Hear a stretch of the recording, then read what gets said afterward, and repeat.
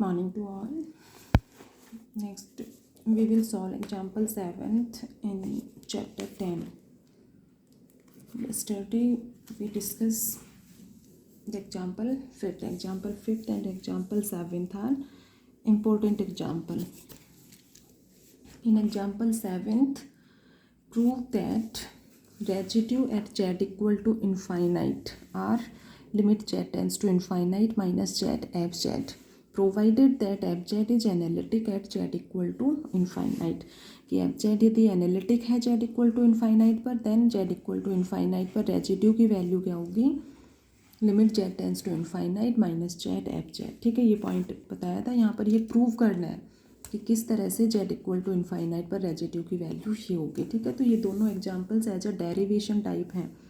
ठीक है, एग्जांपल में गिवन है बट डेरिवेशन है ये एक तरह से. तो देखो, सबसे फर्स्ट इसमें सपोज करोगे कि फंक्शन एफ जेड का जेड इक्वल टू इन्फाइनाइट जो है वो एम पावर का पोल है. Z equal to infinite the function fz is a m power pole. Let at the point z equal to infinite the function fz has mth power pole.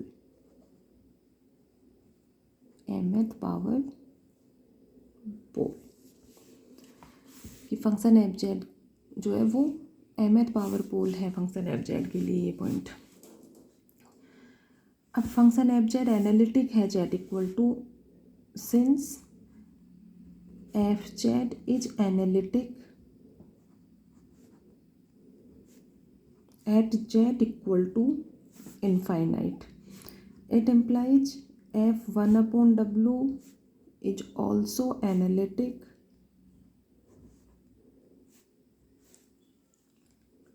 Eight W equal to 0. Clear है सभी को? Z की जगह 1/W put करोगे तो F 1/W equal to infinite means W equal to 0. तो function F 1/W जो है वो इस पॉइंट पर एनालिटिक फंक्शन होगा. अब ये एनालिटिक फंक्शन है, देन टेलर सीरीज या लोरेंट सीरीज से इसको एक्सपेंड कर सकते हो. तो कल एग्जाम्पल 5th करवाया था, उसमें टेलर सीरीज एक्सपेंशन के अकॉर्डिंग F 1/W को एक्सपेंड किया था. क्यों? तो एनालिटिक है तो टेलर सीरीज और लोरेंट सीरीज दोनों से इसको एक्सपेंड कर सकते हो. बट यहाँ पर ये कह रहा है कि function F Z has mth power pole. ठीक है, mth power pole function F Z के लिए ये कंडीशन गिवन है. तो इसको लोरेंट सीरीज एक्सपेंशन से एक्सपेंड करोगे. क्यों?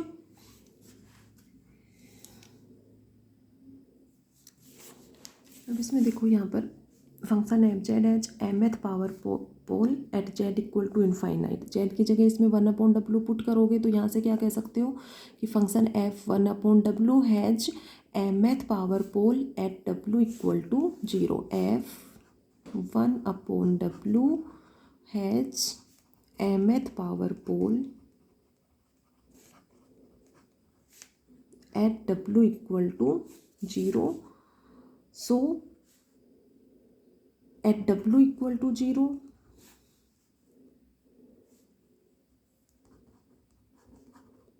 mth पावर का पोल है तो इसको लोरेंट सीरीज से एक्सपेंड कर सकते हो. देखो क्लियर हो जाएगा अभी. सो at W equal to 0 by Lorentz series expansion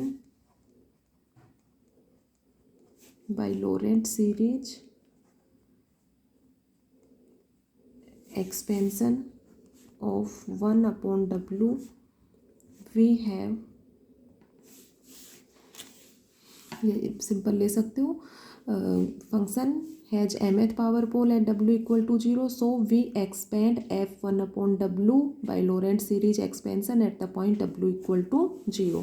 then F 1/W equal to Lorentz series expansion से इसको एक्सपेंड कर रहे हो तो summation n equal to 0 to infinite, ये हो जाएगा अपना an W raise to the W equal to 0 ले रहे हो तो W raise to the power n plus summation n equal to, देखो इसमें summation n equal to 1 to infinite होता है अपना, ठीक है। तो यहाँ पर mth पावर का पोल है तो n equal to 1 to m B n W raise to the power minus n, ठीक है। जैसे z माइनस 0 की पावर माइनस n होता है z इक्वल टू 0 पर, तो w इक्वल टू 0 पर w की पावर माइनस n होगा। वही इसी से तो B N upon W raise to the power n।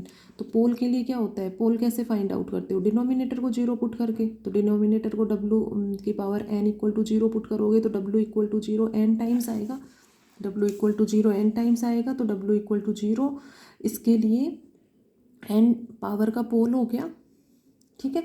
इसमें अभी इसकी पावर ये n की वैल्यू कहाँ से कहाँ तक है, 1 से m तक है। तो w equal to 0 m time आएगा तो क्या कहोगे कि mth पावर का पोल है, ठीक है। तो यदि mth पावर का पोल है तो ये summation n equal to m तक लाई करेगा और ये, ठीक है। ये तो क्लियर है ही दोनों लोरेंट्ज सीरीज एक्सपेंशन से। तो ये इक्वेशन आ गई।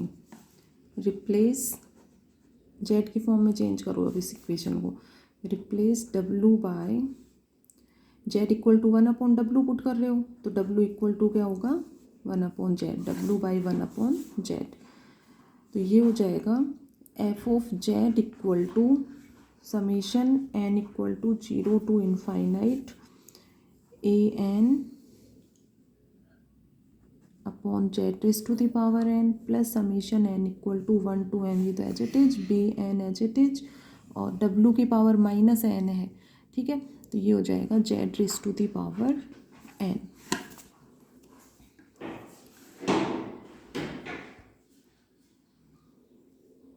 इक्वेशन मार्क कर लो इसको फर्स्ट लोगे तो ये इक्वेशन नंबर सेकंड हो गई।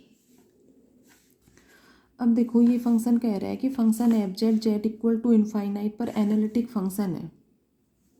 जेड इक्वल टू क्या कह रहे हो, क्या कंडीशन गिवन है क्वेश्चन में कि function F Z is analytic at Z equal to infinite.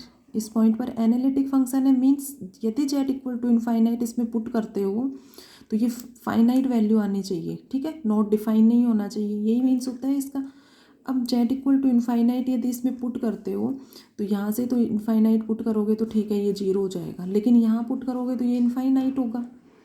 Clear है क्या कह रहे हो यहाँ पर कि यदि जेड इक्वल टू इनफाइनाइट पर फंक्शन एफ जेड एनालिटिक है then if you put Z equal to infinite in this equation second we get any finite value of F Z. तो इसके अकॉर्डिंग ये वैल्यू तो 0 हो जाएगा बट ये infinite होगा, मीन्स इस टर्म को अपने को यहाँ पर रिमूव करना है इस कंडीशन के अकॉर्डिंग। तो यहाँ पर नेक्स्ट क्या कंडीशन लोगे, since F Z is analytic at Z equal to infinite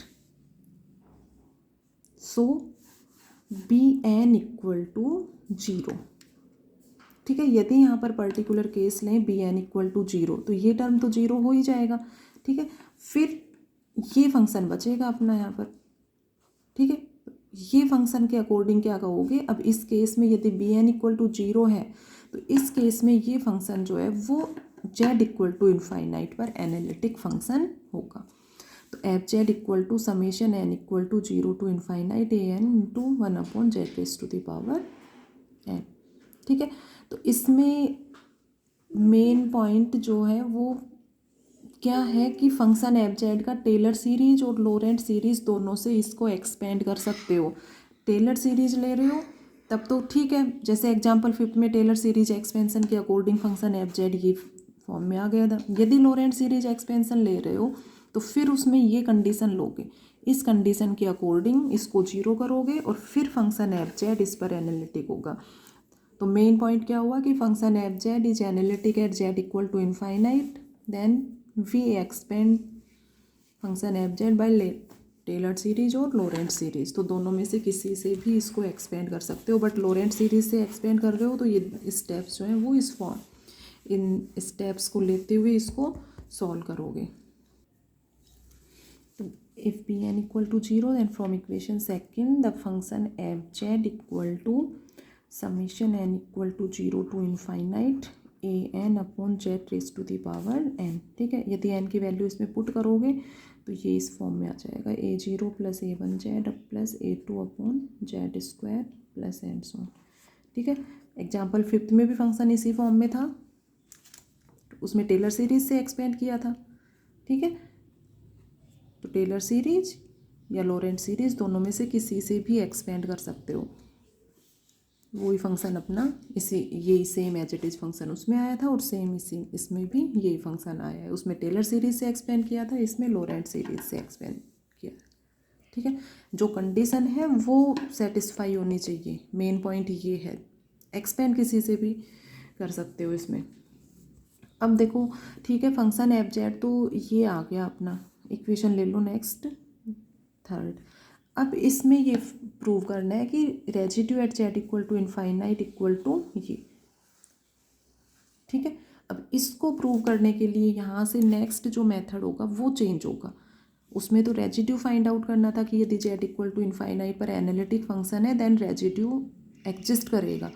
ठीक है, तो जेड इक्वल टू इनफाइनाइट पर residue -1 upon 2 pi iota integration C F Z D Z लेते हुए इसको सॉल्व करके बताया था कि residue at Z equal to infinite equal to negative sign of coefficient of 1 upon Z in the expansion of the function F Z.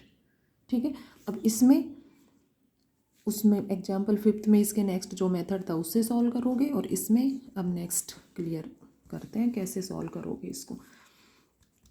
अब सबसे first इसमें लोगे इफ़ वी टेक, अब ये प्रूव करने के लिए यहाँ कंडीशन लोगे if we take A not equal to 0 then function F Z equal to A1 upon Z plus A2 upon Z square plus A3 upon Z cube plus and so on. ठीक है, 1 upon Z common आ रहा है इसमें,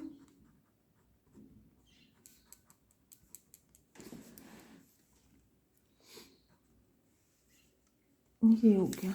ठीक है, 1 upon Z है, इस Z को लेफ्ट हैंड साइड में मल्टीप्लाई कर दो, Z F Z equal to A1 plus A2 upon Z plus A3 upon Z square plus and so on. तो ये वैल्यू आ गई यहाँ से जेड इंटू एफ जेड की। Taking limit Z tends to infinite both sides. ठीक है, तो फंक्शन एफ जेड यदि इस फॉर्म में है देन सबसे फर्स्ट क्या लोगे a not equal to 0, a not equal to 0 लोगे, 1 अपॉन जेड कॉमन ले लो, इस जेड को मल्टीप्लाई कर लो, taking limit Z tends to infinite. तो ये तो हो जाएगा limit Z tends to infinite Z F Z equal to A1, infinite पर ये सभी वैल्यू 0 हो जाएंगी, ओनली राइट हैंड साइड में क्या टर्म आएगी A1। इसमें देखो पहले इसको नेगेटिव साइन से मल्टीप्लाई और कर लो क्योंकि ये जेड एफ जेड की वैल्यू है और यहाँ पर अपने पास है माइनस जेड एफ जेड और फिर नेगेटिव साइन लिया हुआ है, जेड एफ जेड और फिर नेगेटिव साइन और फिर लिमिट। ठीक है, तो यहाँ पर माइनस जेड एफ जेड की वैल्यू फाइंड आउट करो पहले, तो माइनस जेड एफ जेड क्या हो जाएगा, माइनस हो जाएंगी ये सभी टर्म्स जो हैं, ये नेगेटिव हो गई। अब इसमें लिमिट ले लो तो ये वैल्यू आ जाएगी -A1। ठीक है, -A1 आ गया।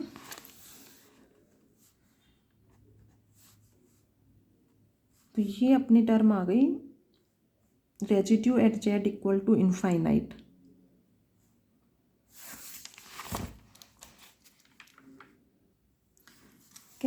कैसे बताओगे इसको कि ये जो है वो residue of function F Z at Z equal to infinite की, जेड इक्वल टू इनफाइनाइट पर ये रेजिड्यू की वैल्यू है, क्या कहोगे, -A1, A1 क्या है, coefficient of 1 upon Z in the expansion of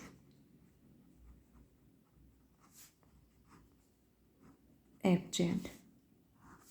clear है, 1 अपॉन जेड का कोफिशिएंट है ये फंक्शन एफ जेड के एक्सपेंशन में। एग्जाम्पल 5th में, या ये कहो कि ये मेथड है रेजिड्यू फाइंड आउट करने का। क्यों? तो ये residue at Z equal to infinite, या ये कहो कि इससे पिछले एग्जाम्पल में भी अपना ये रिजल्ट जो है वो यूज में आया था। तो मीन्स ये जो टर्म है ये जेड इक्वल टू इनफाइनाइट पर रेजिड्यू की वैल्यू है। तो यहाँ से प्रूव हो गया कि residue at Z equal to infinite equal to limit Z tends to infinite minus Z F Z. किस कंडीशन के according? If A not equal to zero, A not की वैल्यू जीरो होगी तभी ये जो है वो इसके इक्वल है।